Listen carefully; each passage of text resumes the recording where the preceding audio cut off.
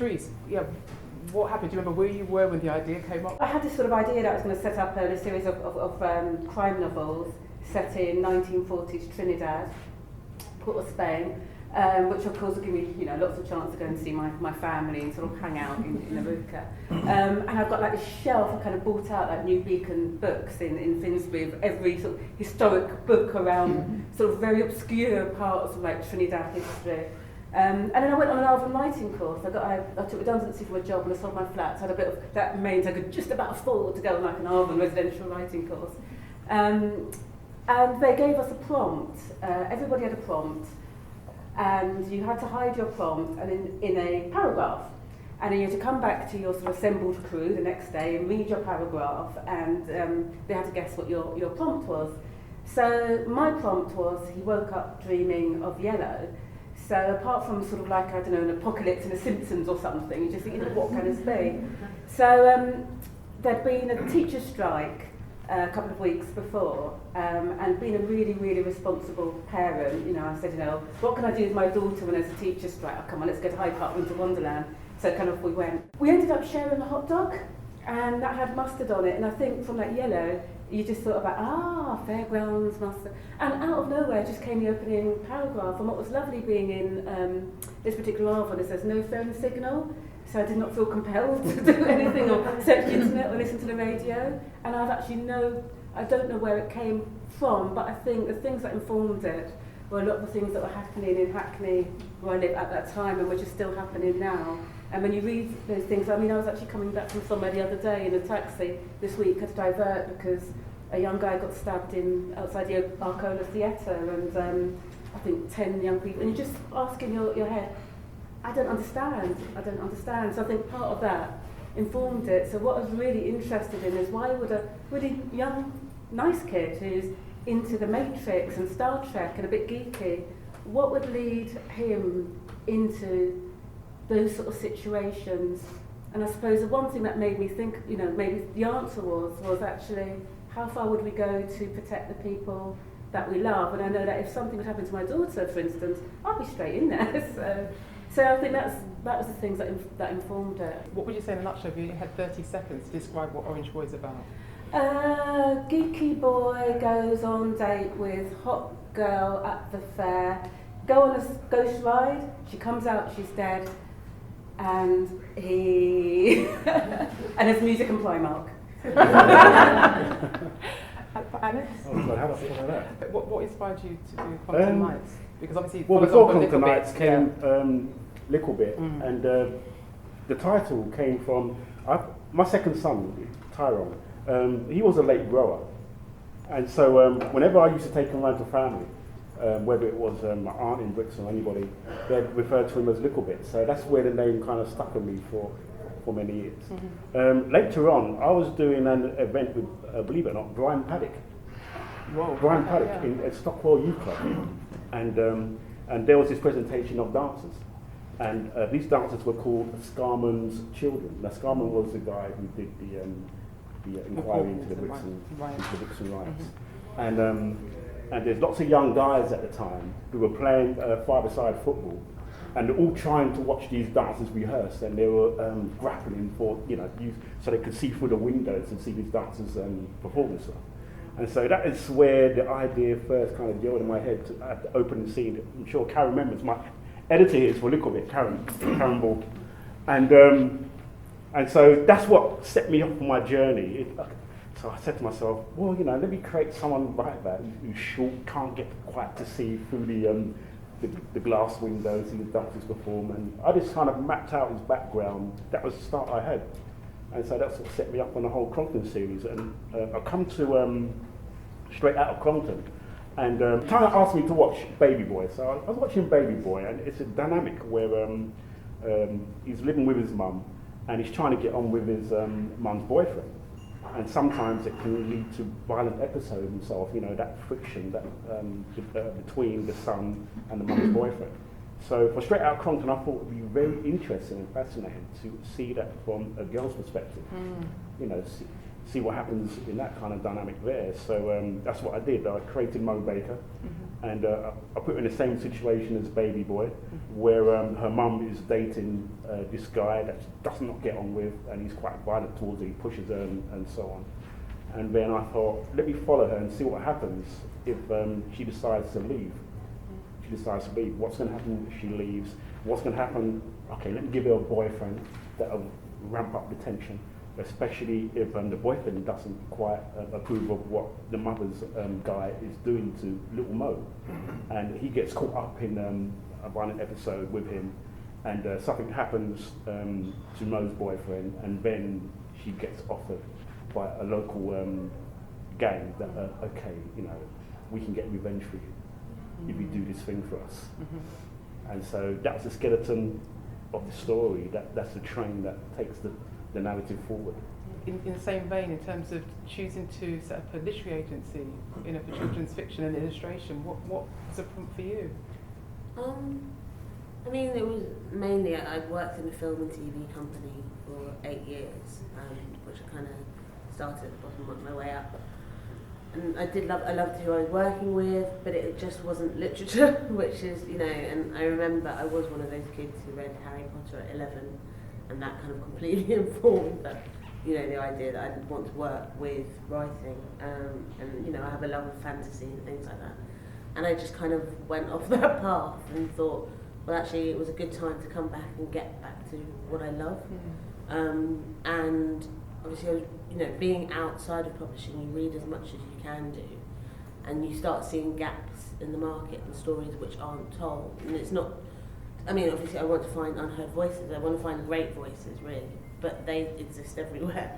And I just felt, being an agent, you get to see, you're one of the first people to see great talent, and that's what I love to do, support and champion those people. And that was it, really, to be honest.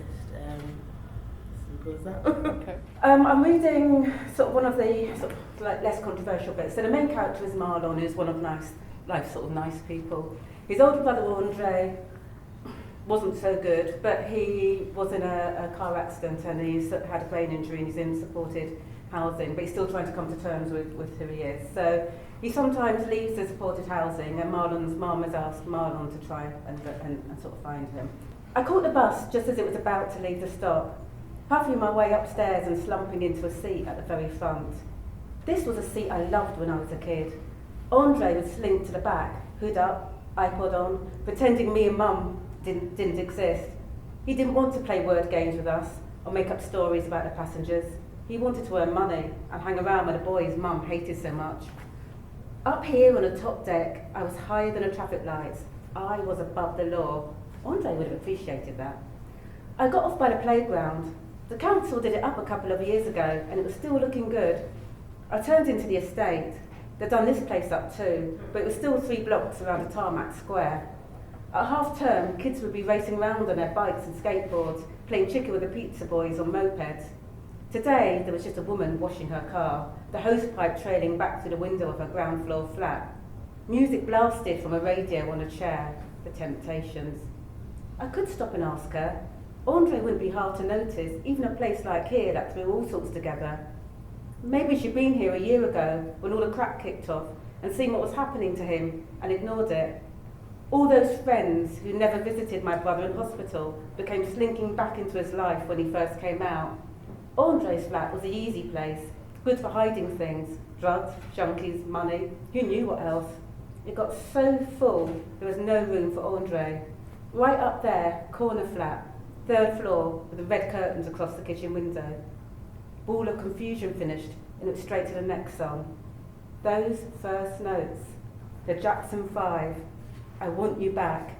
It was like they started a pulley in my head, heaving out hidden things. I had to stand there and listen. Andre had seen something on a Cosby show. I wrote this before. When the family mimed to a Ray Charles song for Huxtable grandparents' anniversary. He reckoned that we should do a performance for Dad to cheer him up. It was soon after Dad had started chemo and the treatment was really wiping him out. Andre reckoned that we could do a Jackson 5 song because there were 5 of them and 5 of us, if you counted Sunflower the cat. Dad, though, was the audience, so he couldn't be part of it. Mum said she'd help with the costumes, but wasn't up for dancing, and Sunflower always bit Andre anytime he went near her. So in the end, we roped in my action figures. Buzz Lightyear as Jackie, Lando Calrissian as Taito, Jermaine was played by Mr. Potato Head. I even made some guitars out of cardboard for them. That left Marlon Jackson and my hero, Michael. I had to be Marlon Jackson, Andre said, because of my name. Seriously? You knew I was named after Superman's dad in the film. 2 days later, we were still arguing about it. I was the youngest. I should be Michael. It was Andre's idea, so it should be him. Andre wasn't used to me standing up to him, but he was ready to fight for it. So was I. He was 11, I was 6. He would have won, in the end. Mum threatened to call the whole thing off if we didn't sort it out, so we split Michael in two.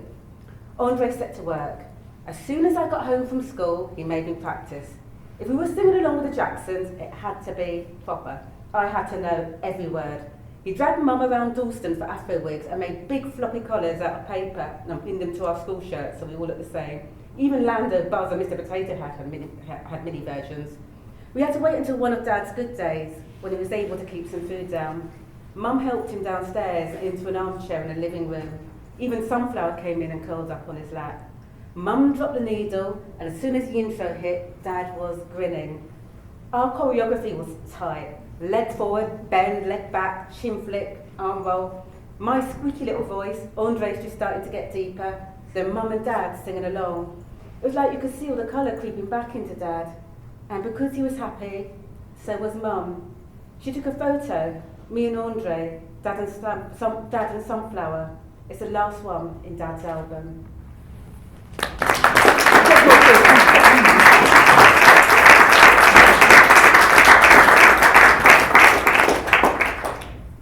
I can see Marlon. Yeah, I can see you. Alex, you want to read from Crongton Lights? Okay, this excerpt I'm going to read is Mo's gone to the police station to report an assault from her mum's boyfriend, but she doesn't quite go through with the statement, and so she thinks that the police are not going to do anything about it or investigate it. And so she's gone to school for the day, and she just come home from being around with her friends. I pushed the key into the lock. I checked my mobile. It was just after 6. I walked along the hallway. The floor was dust-free. Mum must have got her ass up and her Mrs. Sheen on. The radio wasn't blaring, so I guess Mum was at work. Then I caught a whiff of tobacco from the kitchen, and I headed there. Lloyd and Mum were sitting at the table, holding each other's hands. Lip stains marked 2 coffee mugs. Bourbon crumbs were sprinkled on a saucer. The skin surrounding Mum's eyes were 2 tones darker than the rest of her face. The ashtray was full. 4 unopened beer cans were sitting next to it. They both looked at me like I had cracked on their Valentine's Day cards. Cristiano Ronaldo broke his big toe, I asked. Lloyd shook his head. Mum stroked his forearms as if she was trying to revive a dead squirrel. It took a few seconds to look at me. Her gaze hardened like a gone wrong hypnotist. Why, she asked. Why what, I replied. She stood up. In, out, she breathed, veins throbbing, lips trembling, waiting for that moment to launch a cuss attack. Then it hit me, hard like the tallest slab in Crongton had come down my forehead. The feds had called. Her hand groped for Lloyd's shoulders before the eruption. In, out, her arteries danced like trapped worms in her neck. Lloyd stared at the floor, doing his best to keep his mouth sealed. Mum must have talked him into a promise of silence. Good call. Can't I have any freaking happiness? Mum screamed. Don't I deserve that after all these years? Lord help me, I put up with enough. Lola treat me like shit. Do you know that when I had you, I could have put you in a home? My life would have been so much freaking easier, but I didn't. I kept you, and this is how you freaking fight me? Your boyfriend booted me out of bed, Mum. What was I supposed to do? I glared at Lloyd, challenged him with my eyes. I'd much rather go to war with him than Mum. He looked away and chomped his lip. I told you, he said he was sorry, Mum spat back. You wound him up yesterday. You kicked him. That's no excuse, I raged. When he clapped me out of bed, I didn't boot him first. How can you allow that in our own flat? You're meant to protect me. Mo, I'm really sorry for that, Lloyd interrupted. But I didn't retaliate when he kicked me yesterday, did I? Elaine's voice was in my head. She wouldn't tolerate this. If you're so sorry, then get your droopy behind out of our flat, I rated him. I'm not living with anybody who puts their claw on me. Did Elaine put you up for this? Mum asked. Did she? Tell her to mind her own freaking business. I've always said that girl's mouth is too large. just like her mum, giving their opinions when no one wants to hear them. Tell her to stop poking her nose into other people's business. She should worry about her old man carrying on with that rector crotch from Crongton Green. You know, he's got nothing to do with it. And don't bring your fam into it. Then why did you go to the police? You know what they're like, framing and beating up people, especially the people you like to go around with. They've been around here today looking for Lloyd. That's all he freaking needs. He's been out there every day looking for work. He's trying to make a new start. They've been asking all sorts of questions. I was so worried I didn't go to work. I bet you're worried. Who else is going to buy you your beer? You never fret so much about me. Do you know what could happen to him? Do you? You know he's out on licence? No, I don't freaking know. But I couldn't give one Quaker oat what happens to him. That's not cool for Mo, Lloyd protested, standing up. I am and will be your mum's man. We can all make you go with this, but you're making it very difficult. You think this is difficult? You haven't seen shit yet, and you're not going to raise your fat hand to me again. I swear if you do, I'll do something much worse than scream to the feds. If he goes back inside, it'll be on your conscience, Mum ranted. There's Jason to think of. He needs his dad. Did you think about that before you snitched to the police? Did you? You're proud of that poor boy of his dad? Mum, you don't get it, do you? He hit me. Did you think of that? Doesn't that clang your alarm bell? And he said sorry. He swore to me he'd never do it again. It was dealt with. What more do you want? Do you want him to ask for an audience with the freaking Pope and promise him to? He'll probably lie to the Pope's ass too and jack his wine. I fired. If Lloyd goes back inside, I swear I'll never forgive you. Never. I'm entitled to be happy. Didn't you say to me last year, but I need someone in my life? Go out more, Mum. Meet someone, Mum. Have a life, Mum. Didn't you say that? Yeah, I did, but not him. Can we just take this down a notch? And Lloyd said, I calm down when you go missing from my world and end up as a cold case, I yelled. A very cold case.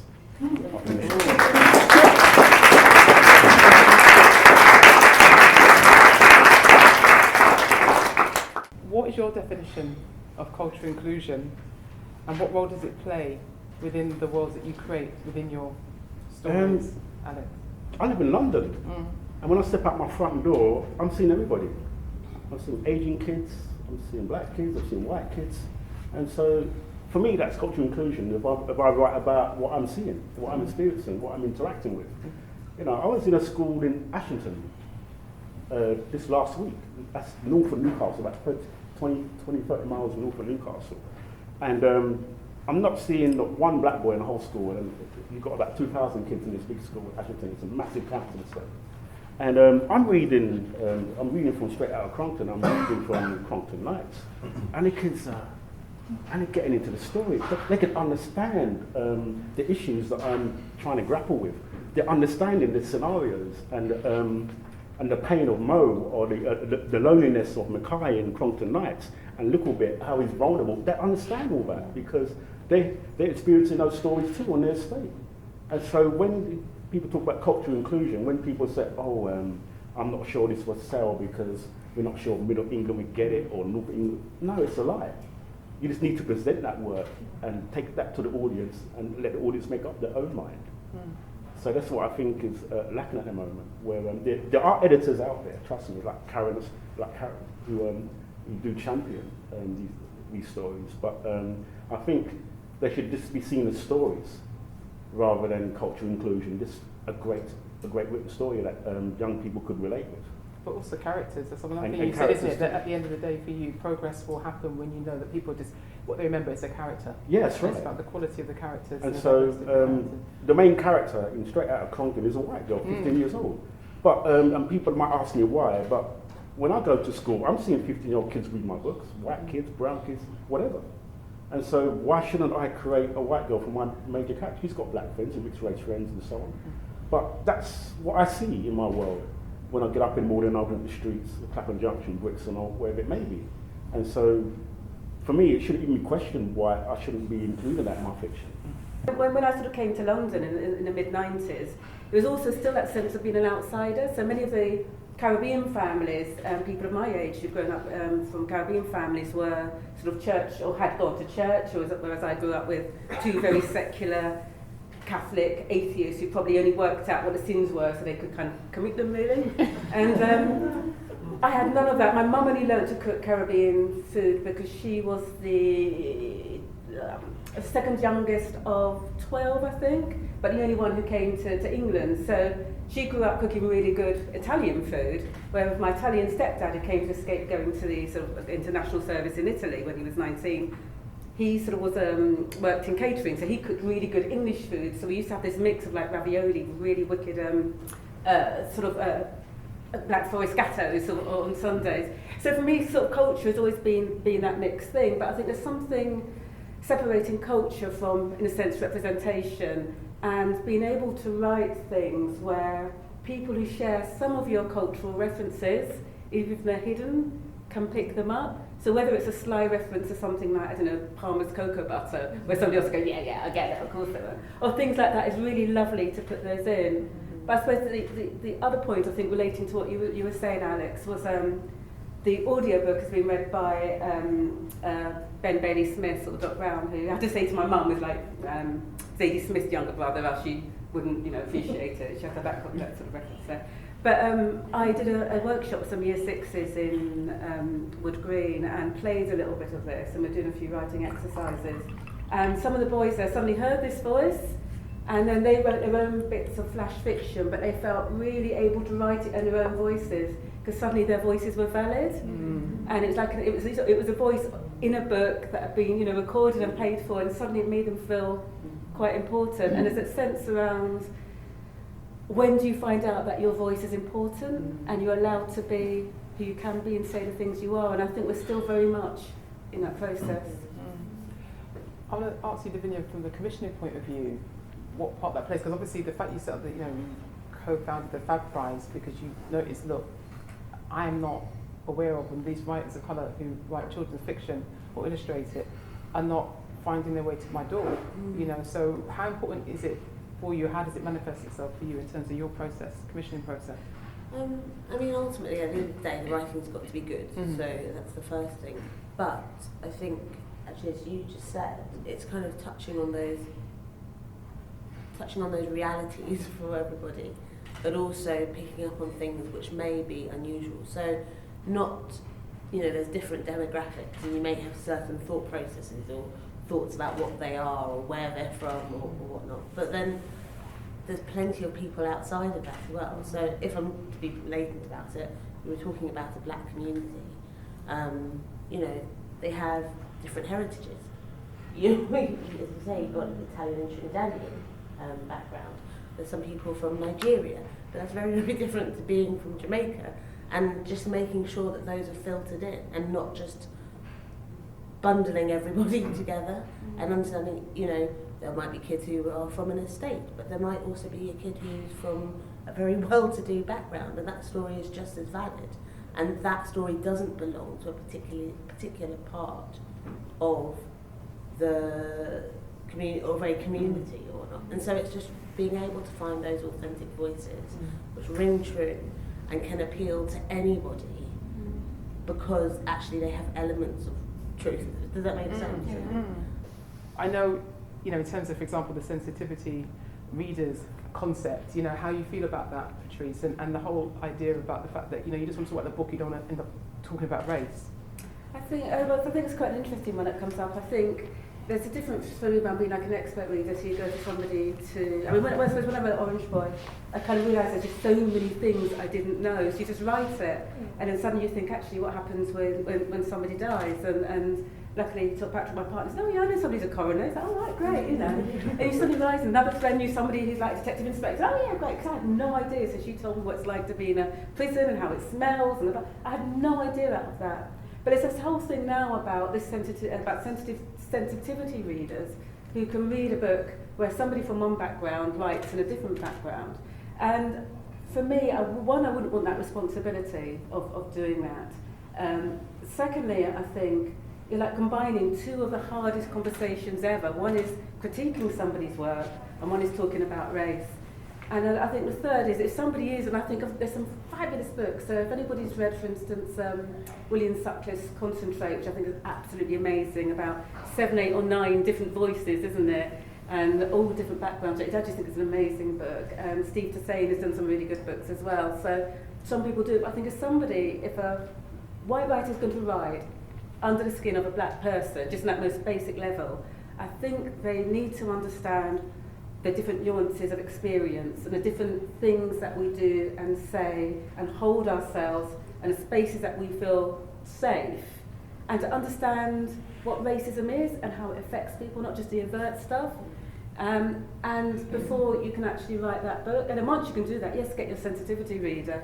But if it's just a matter of getting somebody to check how black people do their hair, then no, I'm not really into it. And I know that feels harsh, but having myself had to write a book from the first person of a black boy, and you've had to write one from the first person of a white girl. You have to do your research, you really do. And it's not about being sensitive to readers. Sorry? I didn't do a lot. Oh, I didn't think I was obliged to. I grew up in Kenya, where That's true, actually. in my household there were white girls, Asian, you know. Yeah. And so it didn't occur to me that I'd have to do some deep, you know, characters were characters. Yeah, I've got in Hayward Heath, totally different. And I think, as far as a white writer is concerned, I think as long as they're culturally informed, you know, they immerse themselves into the world that they're writing, then that's cool with me. I think there should be more of it. So quite often you hear people say, oh, I want to have an African name, I want to have an Asian name for somebody who lives in Kennington. But I was at home the other day and my daughter had 5 mates round in her basement. And so my daughter is mixed heritage. Her 2 girls who are both Nigerian heritage. There was a young man who I think was mixed Mauritian, Indian and Caribbean, and there was a Vietnamese kid as well. And they were called Josephine, Hannah, Rebecca, David and Aaron.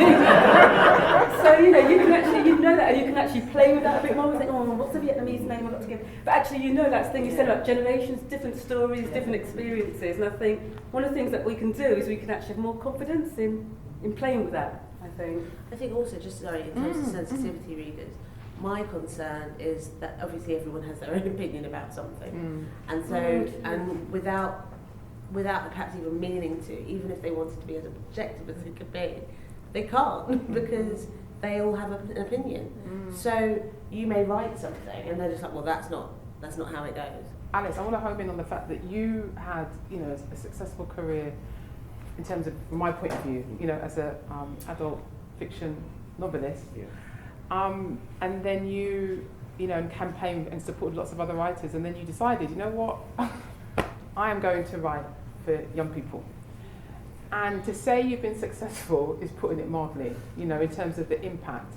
You know, and you've said, you know, you've acknowledged that you know, when we spoke, that you have been, because a big issue, Bugbear for you, I know, was about literary festivals like Hay and other ones that has such a poor representation of writers of colour. And yet, in the last 2 years, in relation to your books, for young adults, you have been to more festivals than you have in your whole writing career. That's right. Very frustrating. What's your take on that? Well, when I was with HarperCollins, I had a very good editor, Leo Hollis, but I hardly ever saw my publicist. The publicist was always busy going on the next celebrity tour or whatever, and I said, hey, you know, what about me? What about me? How come I can't get to go to Hay or Edinburgh or whatever? And you know, I'll be lucky to get a reply within a week. And even though East of Acre Lane, Dirty South, they was getting rave reviews, I think, well, you know, look at this review, how come you not place me here, place me there? So it got very frustrating. And I felt a lot of my success was down to my legwork, down to me going to libraries, down to me arranging readings, down to me doing events and so on. You know, why the publicists hardly did a thing. So that gets tiring after a while. That gets tiring. And much of my fiction has been about young people. I mean, Brenton Brown is about a 16, 17-year-old. Dirty South is about an 18-year-old. Brixton Rock again. The Seven Sisters again is 4 kids from a home who run away. So it's always been about young people. So writing for YA wasn't that much of a shift. But to be honest, I didn't realise the amount of work I had to do until I met my editor, Karen. She put me through the ring. But it was a learning experience. I realised that it had to be more fast-paced. I couldn't just stop and admire the roses like I did in my previous books. You know, I had to keep the pace chugging along. And one thing, obviously, with young adult fiction, children's fiction, is that you have your captive audience. You can go to schools. You can go directly to your audience, you know, and they can make up their own minds. I mean, is that something that, you know, as I know that's a big issue for you. You know, that's as an adult writer, audiences are denied to you. You can get good reviews, but or sometimes you can get no reviews whatsoever, even though the work is highly regarded. And so sometimes I think the problem with the spread the word report okay, they focus on publishing, but they're not focusing on the media.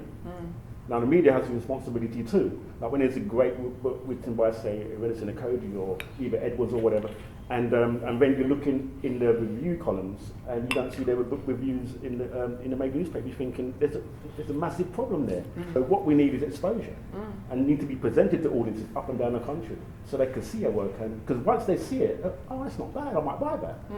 And so some publishers, especially in adult publishing, they don't see the potential. That's what I found in my adult writing career, not seeing the potential of what that book could do. Patrice, your debut novel, obviously for Alex come on the back of a good number of years, writing and being published. What's your take on about readership and audience and receptivity? I think it's quite interesting with my book, because when it sort of when we were ready to submit it, my agent submitted it to all the publishers, and actually only one editor in one publisher actually wanted it. So when you see, all the prizes, I think that's so, in a sense, so arbitrary, and I'm so pleased that particular editor did, because she's been amazing and she's championed me. And I think, the sort of Hodder who published it have been fantastic. I've got absolutely no complaints, And we're talking recently when she was saying, when she was sort of making a case to acquisitions team to buy it, she said, I told them that, this is where we're going to be now. She said, I was going to enter it for prizes, which she said when I first went, I'm going to do this. And I said, this is where we're going to be, we would have won prizes. But that one person, so it went to all those other publishers, to what it's too old, it's a boy's voice. And one person took that risk, and you just think, just that one person, so it could have been sitting in a slush pile somewhere and not being published. Now I find that quite scary, because actually what you said is exactly true. The places where people have come up and said, I really like your book, a place like Newcastle. So when I was here for the sort of Waterstones prize, there was actually a bookseller, a white guy from Darlington, who actually came up and said, he couldn't tell me at the time that he knew it had won, but what he said was that, I really loved the book, because actually for me it's about what it means to grow up and be a man, and what sort of man you want to be. But also in the state that he grew up, you either went into the army or you sold drugs. So, and he knew so many young men in those estates that had that similar situation. So it wasn't necessarily about race, but it's about opportunity, it's about your own expectations, about all the things that influence you to make choices. And I think young people who, one, don't necessarily have that much agency in their lives, and two, it's also there's a bit of excitement, isn't it? If you've been that good person all your life and you've done what you're supposed to be, it's a bit exciting. There's all of those things there as well. So sometimes the perception of what the readership is to what publishers think it may be can be quite different. You're right, it is an incredibly scary thing when actually you're just looking for that one person to see exactly what you see, and have that belief in it. And then suddenly, you've got those two people in place, and hopefully that it will snowball from there, really. And you are relying on a lot of hope. You are relying on the fact that this great voice, this voice which you love, will appeal to other people who have a similar sensibility. But then all the new debut writers have to be writing in a similar vein, and that worries me. And I think that's another part of the problem for writers of colour. And actually even perhaps, gender to a certain extent, sexuality, you're boxed in. All right, so all that's left for me to say is Patrice, Davinia, Alex, thank you so much.